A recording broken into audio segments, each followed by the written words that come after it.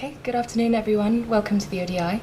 My name is Anna Scott and I'm really excited to introduce Alix Dunn from the Engine Room today for today's Lunchtime Lecture to talk about responsible data tactics for positive social change. The hashtag is ODI Fridays if you'd like to join the conversation online.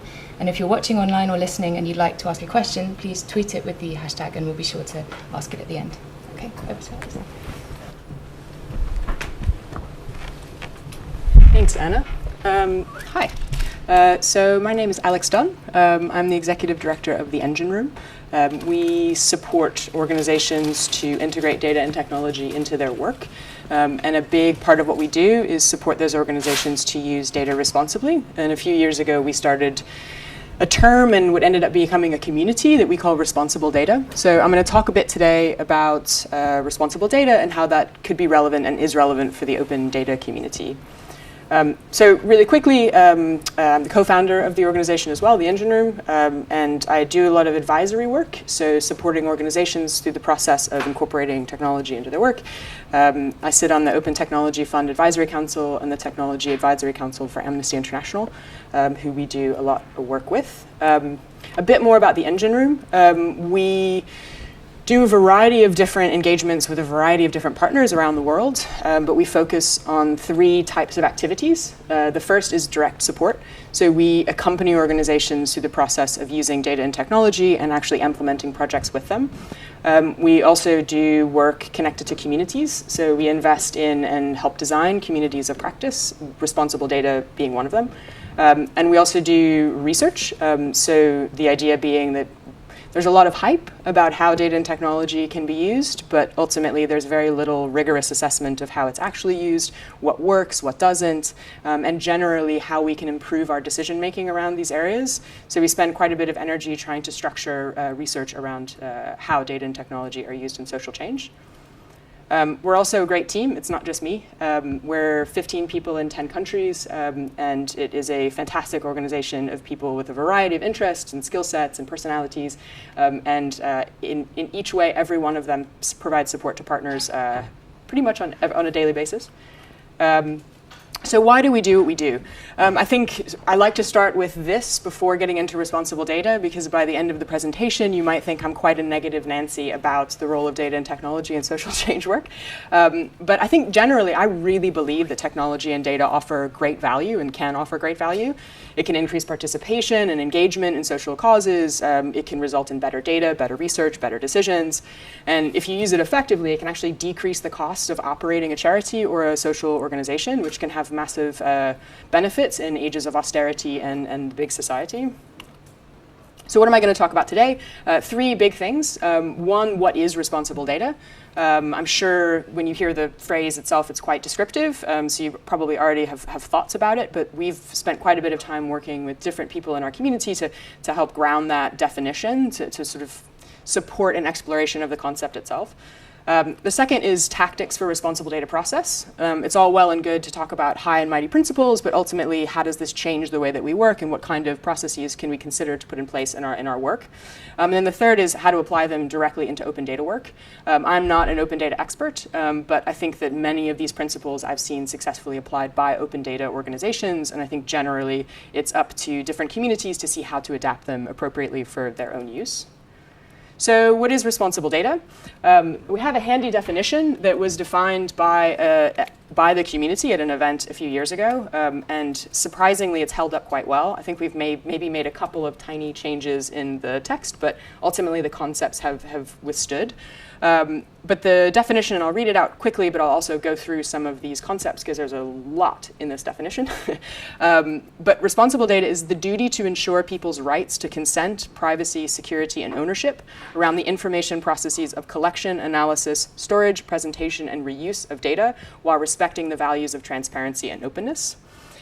And I think that third or fourth clause, the last clause, is really important to remember that responsible data is not about privacy and protecting information from publication or openness.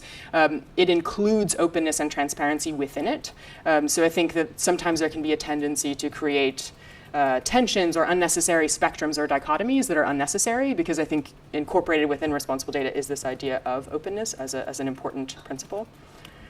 So it's also a process and not an outcome.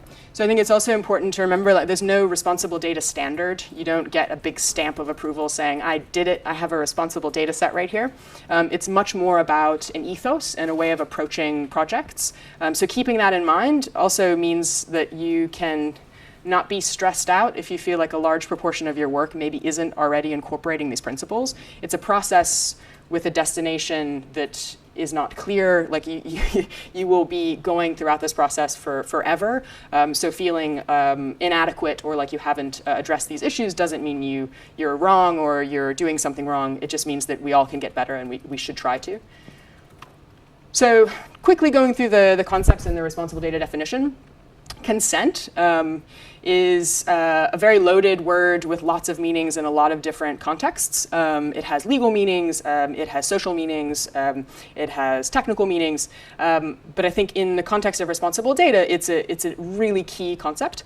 If we're producing data sets, it is very, very important that people and communities that are represented in them are included in processes that they get to decide if they are included at all, if they are included, how they are included, if they are included and they've decided how they'll be included, how that data will be used and repackaged.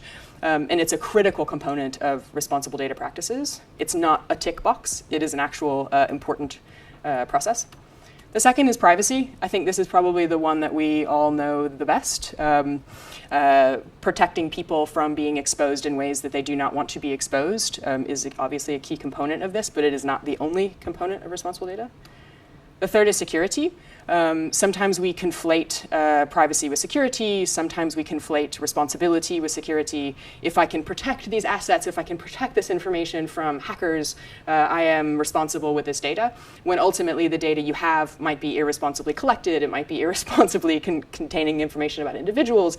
It might be violating lots of ethical standards, even if you have this wonderful techie who's protecting your tower of resources and assets.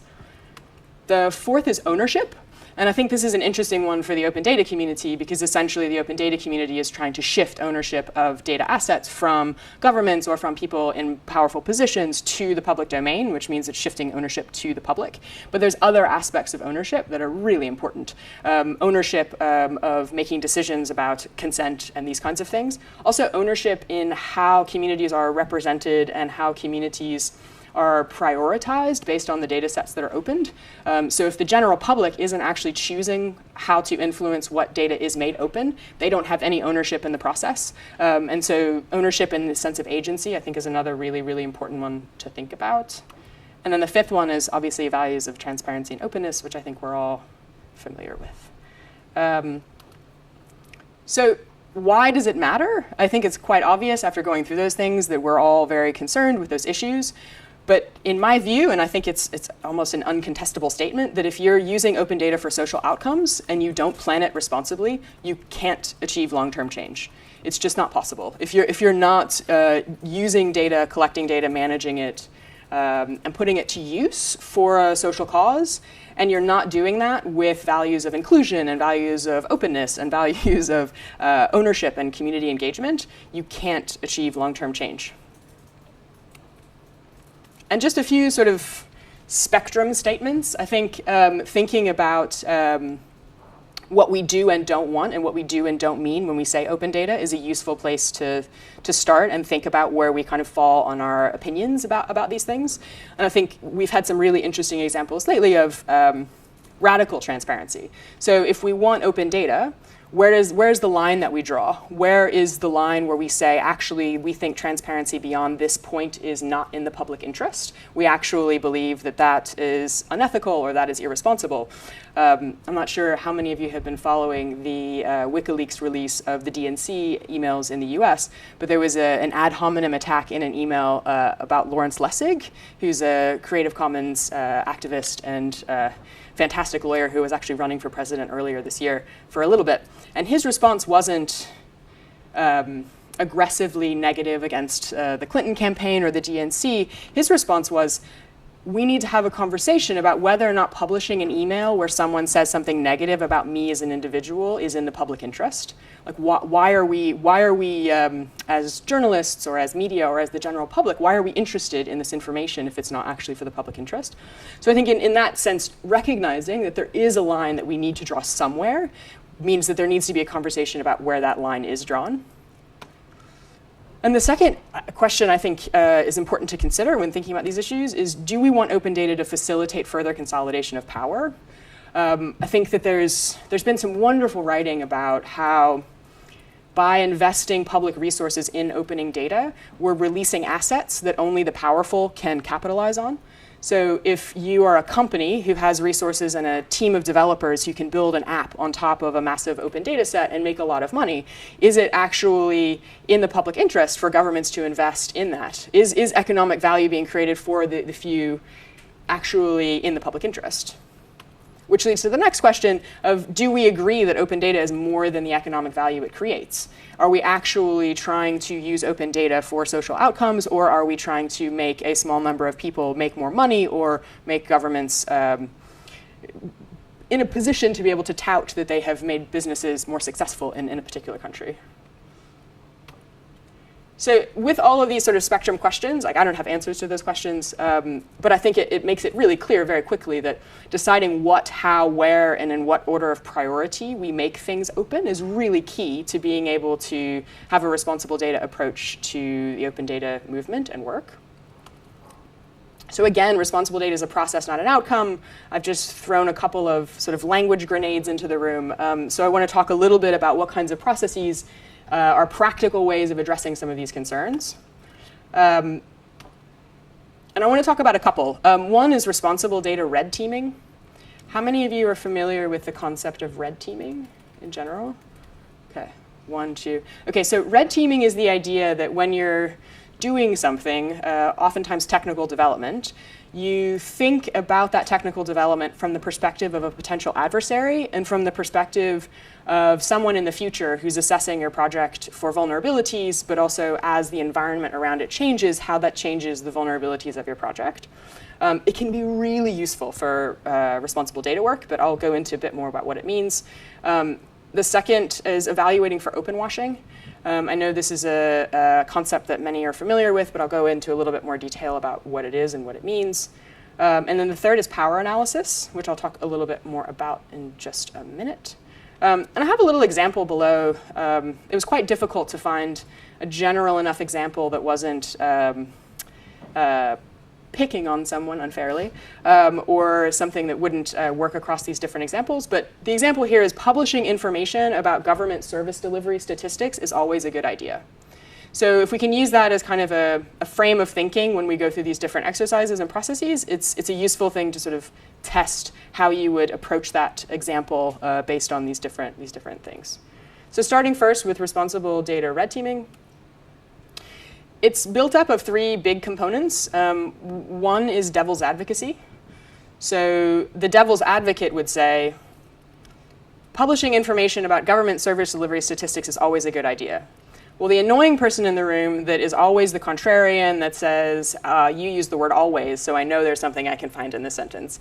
The devil's advocate would say, what happens if you publish public service delivery statistics in a community that's poor, and that actually drives down property values, so you end up entrenching poverty because you're showing that government services are not quality in that neighborhood?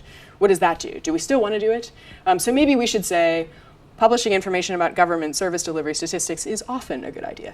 But qualifying language and also making sure that we're listening to our devil's advocates. The second is high impact, low probability analysis. So risk is usually comprised of impact and probability.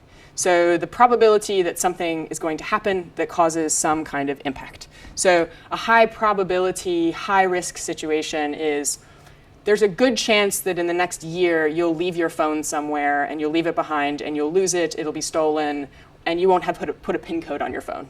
And someone will have access all of your information in your phone. That's a high risk, high probability event if we're thinking about like data and information. A low probability, high impact thing And there are exercises around this, and if you guys want links, I'm happy to share. But a low probability, high impact would be the NSA is currently stalking you and is following your every move and is probably going to illegally rendition you somewhere in the next few days. That is a low probability. It's probably not going to happen, but it would have a really big impact on your life. What we oftentimes don't think about when we're thinking about data and information, particularly in social change groups, is what high impact, low probability looks like. So maybe there's a low chance that it'll happen, but it would have a huge impact if it did happen. And so thinking about that when we're thinking about publishing data and information, particularly in open data, can be a really helpful thing to think openly about. And it requires creativity because you have to be you have to embrace your inner paranoia. You have to think about things that might not happen, but ultimately it's really good to be thinking about that as one end of the spectrum. And then the third bit is wargaming. So this is, the devil's advocate is someone who cynically assesses a situation to make it easier for you to not miss something that's quite obvious. Wargaming is about thinking about how, as something unfolds, how other people will act, how you will act, and how things will change over the next 5 or 10 years. This is thinking like a chess player. This isn't thinking like a technologist necessarily. And I think that we're quite good at sort of static risk analysis, but when it comes to long-term thinking and really getting into the weeds of what might happen, I think we're quite bad at it because it's much more predictive and requires much more creativity. So those are the sort of 3 pieces of responsible data red teaming. But in general, the theory behind responsible data red teaming is to stay on your toes, to not get complacent or say, we did something similar last year so we can just do it again without thinking about it. It also is about encouraging creative thinking about future changes.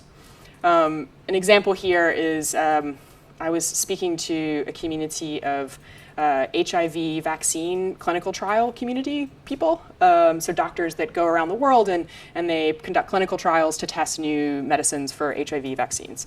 And one was discussing in the course of that clinical trial, they were deciding what unique identifier they should give to a patient. So someone that comes back again and again and receives this medicine, and they do tests on that person to see how it's changing them over time. And they were taking fingerprints. And they had decided to take fingerprints because according to their university, who was monitoring the ethics of their research, that was an anonymous identifier.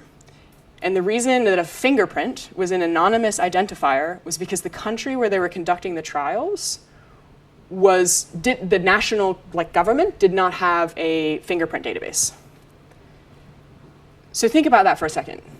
They were collecting really sensitive information about individuals who may or may not be HIV positive. They were collecting their fingerprints as a way of essentially just proving that they were who they were in the course of a trial. So there were many other ways that they could do it, but biometrics was the easiest. And it was because they hadn't thought creatively about future changes. You know, what happens next year if the government rolls out a national fingerprint database and all of a sudden you have a community of people who are HIV positive and they can be very easily identified by their governments? And this connects a bit to the next point, but embracing your inner pessimist. I think I'm hoping we're sort of moving beyond this hype cycle within data and technology, that we can start being a little negative, a little bit cynical, a little bit pessimistic, but in good measure. I mean, I think that there's still, obviously a lot of positive things about data, but I think that is a really good way of red teaming. And then the next is be mindful of the line between innovation and experimentation on individuals. So innovation is really great, but ultimately there comes a point when you innovating in a way that is connected to people, that you're actually experimenting on them. And I think we need to be really careful when we cross that line. So the next bit is a bit more straightforward, evaluating for open washing. The best definition I've heard of open washing recently is making something transparent in a minor area so that you can avoid transparency in a major, more important area.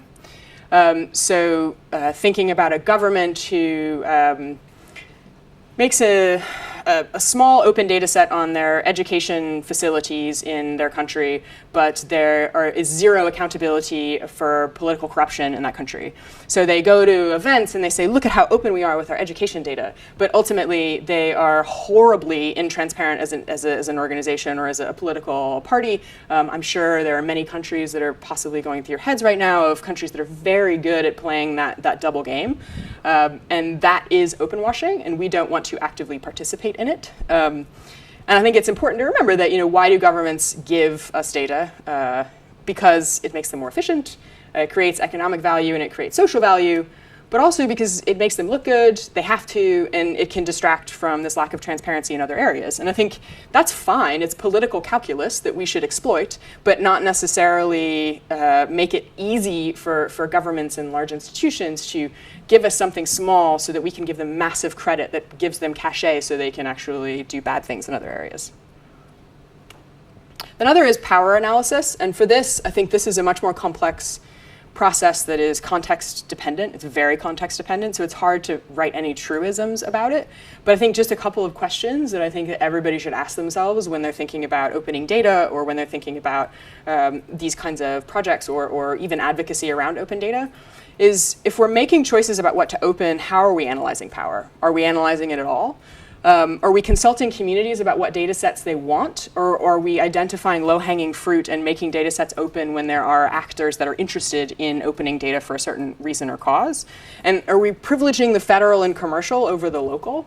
So are we privileging high-level data sets that are important at this stage to build open data infrastructure, but ultimately, are we ever going to start focusing on how open data affects actual people? And are we considering that in the way that we analyze what energy we put into opening data? So if we're consistently partnering with large institutions with significant power to open data, are we actually just supporting a process whereby the powerful have more access to more technology and data, are supported to make use of that data, but ultimately we're not questioning whether or not we're looking in the right place? Are we looking in places where there are less powerful people that supporting them through these kinds of processes would actually be massively beneficial to them in a way that they're sort of locked out from existing processes now? And I've mentioned it at the very beginning, but what is the Responsible Data Forum? I think that I've just thrown out a lot of things, and I don't quite know the makeup of the room, so how many of you are involved in actual project decision making around open data? But there's a fantastic community of organizations and people that there's more than 500 practitioners now on this mailing list that is incredibly active, and you can ask a question and say, I have a conundrum, I'm thinking about this, but I'm a bit concerned about this, or a law has changed in my country and I'm worried that I'm running afoul of it. Or you can ask all types of questions connected to responsible data, and it's surprising how many people are there with the niche expertise to actually answer really specific questions. So people on the list from machine learning experts to data scientists who can tell you whether or not you're massively screwing up your de-identification strategy, or how you're thinking about anonymization, and they might mock you a little bit, but ultimately you can get to the information that you need, to development organization staffers who have had to advocate to senior people in their INGO about why responsible data policy is important and why they should actually think about these things, and can give you tips on how to advocate. The range of skills is really diverse, but the passion and interest in responsible data as a process and as sort of a support community is really rich. So I encourage you guys to join if you have questions or want to be involved in those discussions. And that's it for sort of talking at you. I'd be really curious to hear, I don't know, Anna, I'm sure you have a way of facilitating questions, but if you guys have any questions, or if there are particular things that you saw in the presentation that you were like, what the what? Or something like that. Anyone? I have a question. Okay. So I read a story that you mentioned. Well, you didn't mention the story, but you mentioned the platform of stories that people are putting together on kind of case studies. Yeah. And so I think Twitter's worked with the Samaritans to code certain words in tweets and then get in touch with the person around potential depression or things like that they might be able to help with. Yeah. I know there's a movement within journalism called peace journalism, where people think that the media are in a position to help in certain ways, whether it's within a development context or a human rights context, and they think that because they're able to do that, they should. But obviously, a lot of media groups want to remain impartial. So, do you see there being a tension there?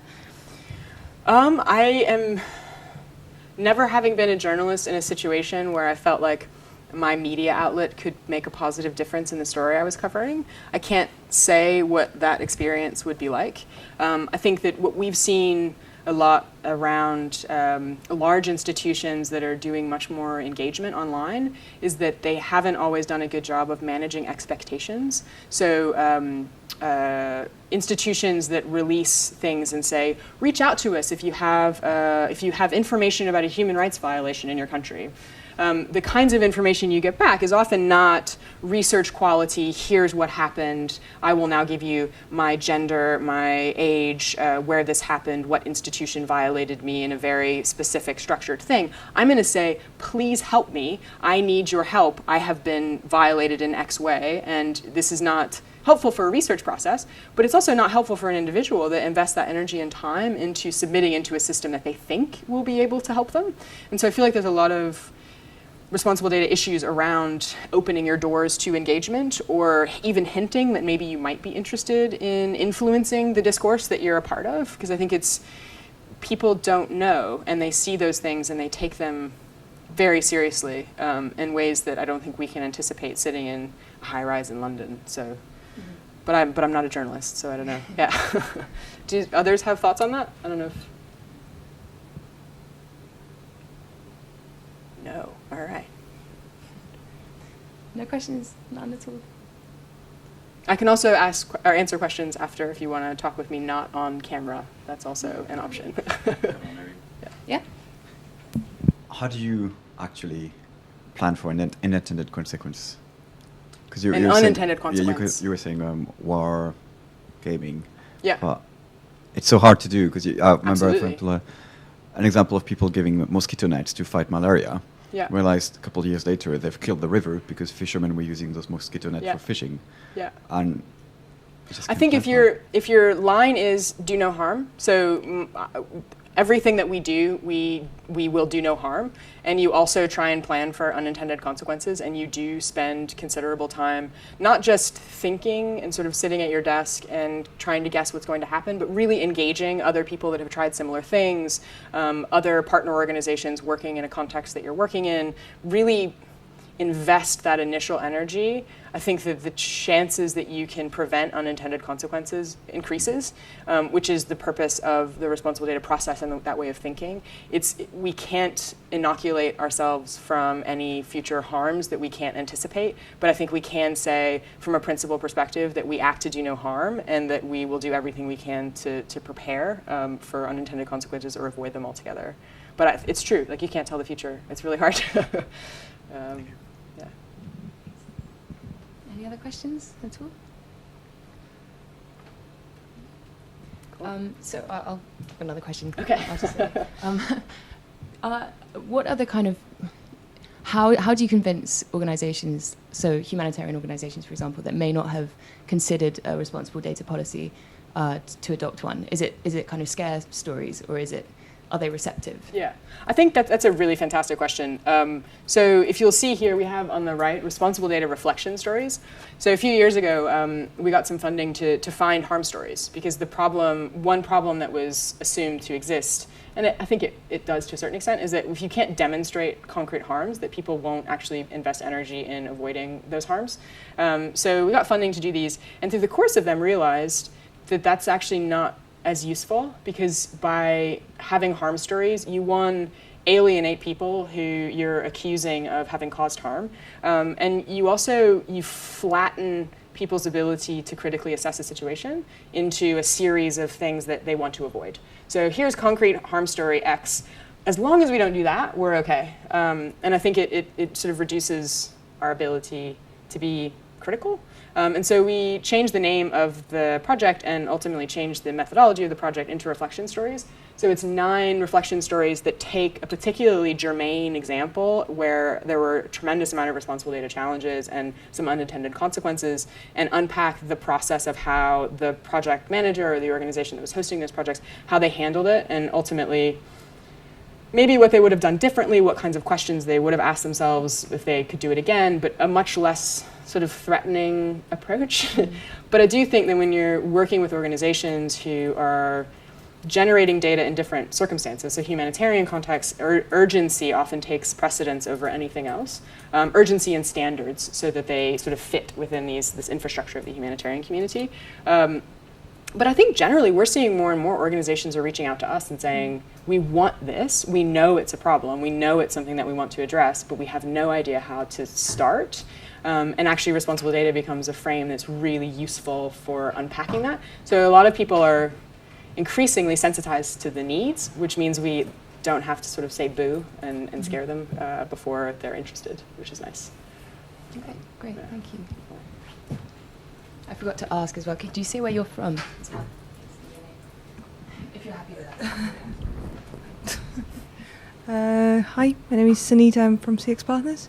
So what you just mentioned about organizations coming to you, do you have any stories as to what made them realize that they want to take that path? Yeah. So how did they got there? Yeah. Usually there's a really passionate individual that's terrified with how their organization is functioning. And they're like, I'm trying really hard to convince my colleagues that this is important, but I don't really know quite what I'm doing yet. And I'm sure that they're smart people, and if I could come up with the right arguments or the right process or the right recommendations, that they would be very happy to listen to me. And so it's become this process of us working with nodes within organizations of really passionate people that are very engaged on this issue. Like, for example, we've been working with, for the past maybe 2 or 3 years, with Oxfam GB on their responsible data policy, which they launched last year. And a lot of that work was done by pretty much one individual. And most people in the responsible data community know her very well, and she has shown how to influence an entire INGO. Like, she's actually influencing other parts of Oxfam, and she's infected the organization with an interest in responsible data. And I think that that's kind of been our theory of change, is if you can find the individuals that are really passionate and give them the resources and the support and the encouragement that they need, because it can be very frustrating to have these conversations when people are very stuck on data security, information security, legal requirements for how we extract information from communities. It can be really difficult to get into sort of touchy-feely territory of empowerment and inclusion. And so it's usually an individual. But I think there have been moments for organizations where things have gone wrong, or they are getting pressure from funders who are increasingly adopting these kinds of approaches, or they've run into someone who mentioned it, or they've seen the site, or they've been to an event. And I think it's mostly, it's such an obvious idea, but I think it's also a matter of being just seeing it, and then you get kind of like curious about it, and then you read a bit more, and then you're like, oh yeah, this is legitimate, we should be thinking about this. So yeah, I think but it's usually individuals, yeah.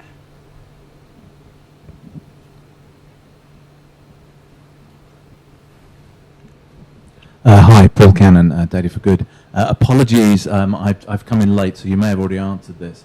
But we've been toying with the idea of writing a data manifesto. More than toying, we've sort of like half-written one, or got a draft. And is there any value from your side of having something that people could just sign up to?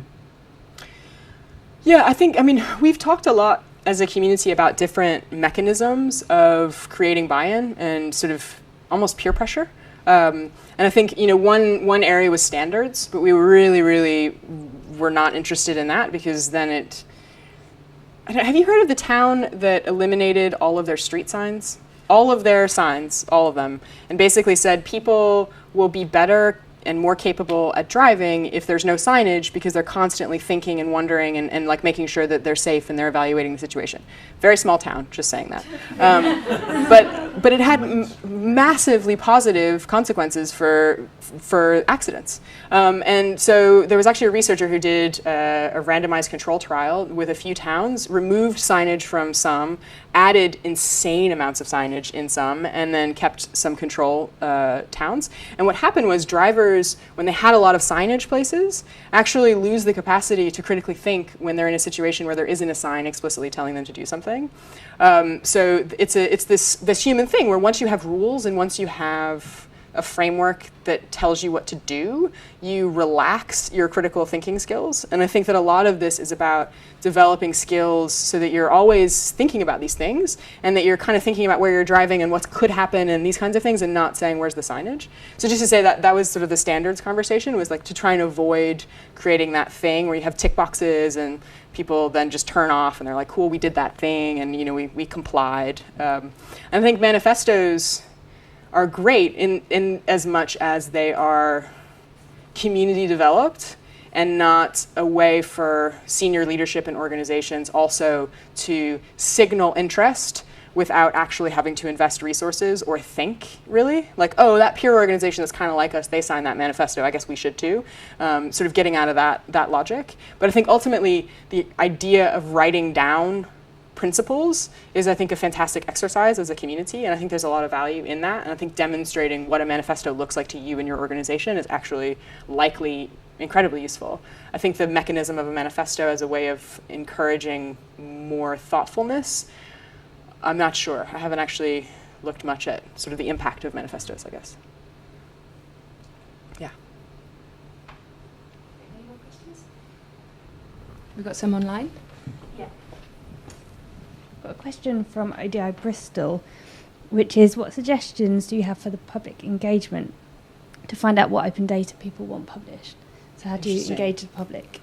Well, I mean, a few things. One, I am a recent transport to London, so my understanding of mechanisms between ODIs and local city populations is limited. I would imagine that there are fora like this that you create and you invite people to.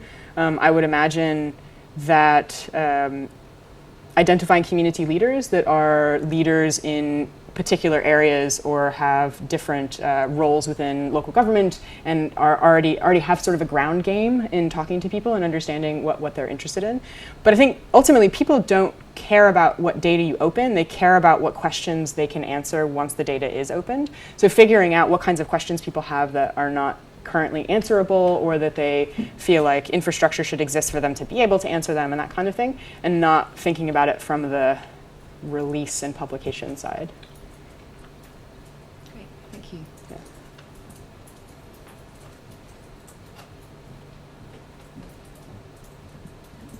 Hello. I don't know much about data, so this might be not a valid question. But is there a movement within responsible data where organisations that are using data in a commercial way take some form of responsibility in terms of releasing some of that data because there is a greater good for it? So it's a very interesting question. There is a community that works on, and this is true, data responsibility, not responsible data. And the data responsibility community, and I'm very sorry for that because it is confusing, they focus on creating opportunities for companies that have large amounts of data that might have social value in it, but they're afraid to make it public because they don't want to violate privacy laws, they don't want to get themselves in trouble. They're working to create spaces for data sharing that make it possible for those data sets to be either limited released or accessible for certain organizations or for certain events and spates of time, so that we're not essentially saying no, companies don't release this information because you could get in trouble. So there are communities that are trying to make it easier for companies to contribute the data that they have when it has social value in it. Oh, yeah. Great. Yeah. Any further questions?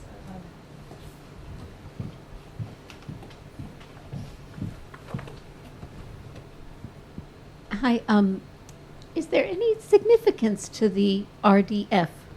I mean, because we work with linked data, Okay. and with RDF.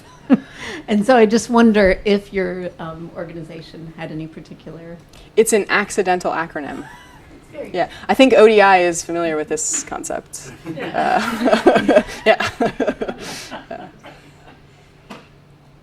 Yeah, accidental. Hannah, are there any more questions online? No? There was one here.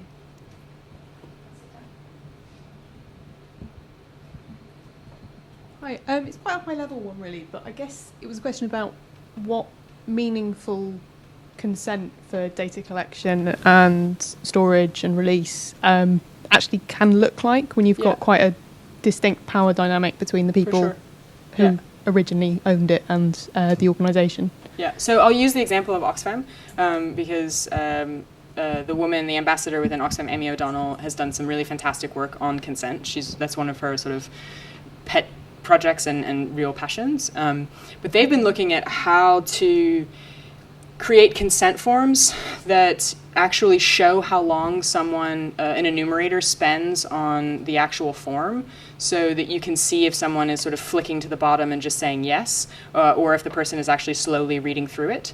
And they've actually been considering incorporating it into their training for when they do surveys, so that they're actually coaching people and reprimanding people when they move too quickly through consent forms to try and make that process meaningful. So I feel like there's things like that that I think organizations are exploring. But there's also even more meta challenges of when you introduce technology into a conversation with someone in a developing country where you say, I am now demonstrating my power by showing you I have a tablet that's worth more than your monthly income. And I think that there's a lot of that hasn't been resolved, and I don't think it can be resolved, but I think there are a lot of organizations that have been exploring those kinds of ways of making sure that it's genuine and it's not sort of a tick box exercise. Does that answer your question? Yeah. Okay, cool. Any more questions? I'm interested in your thoughts around the kind of concept of data and how that is different from a sort of broadly Western perspective than certain areas in developing countries, for example. And we talk about data and we work with data and we try to make data open, but we don't think of data in their terms. Have you considered that within the work that you do? Yeah, I think a lot of the reason, too, that there's no sort of rubber stamp of responsible data is also because these terms and these concepts mean something dramatically different depending on the context you're in. Like privacy means something totally different to us in this country right now who have accepted the fact that CCTVs are on every corner than it does to someone in Kenya who would like to give their biometric information so that they can get access to services, and they don't really care if they're in some database. So I think that being open in that process of thinking about the different perspectives of what privacy means to different communities, and privacy is just one, like consent is another one, like there is, these conversations are so culturally loaded, and I think we oftentimes try and make it easier on ourselves by sort of sticking to the cultural context where the power is. And so I think it's easier to say, let's just adopt a Western perspective of privacy because that's easy for us because we get it. And I think on the data side, what do you mean when you say that people have a different sort of feeling about data itself?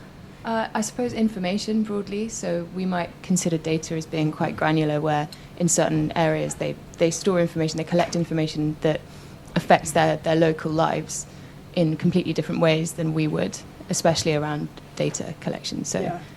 I think we're further down a line of expectation and also infrastructure, and that there's, I don't know, I find it really interesting the way that we think about ownership.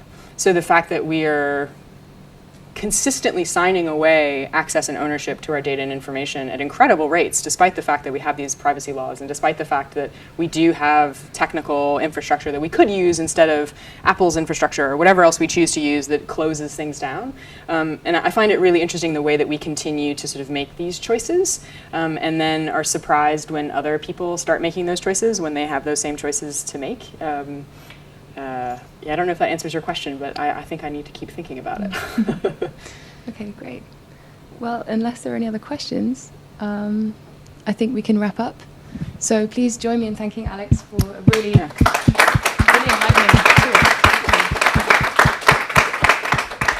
If you'd like to stick around at the end to come and talk to us, you can.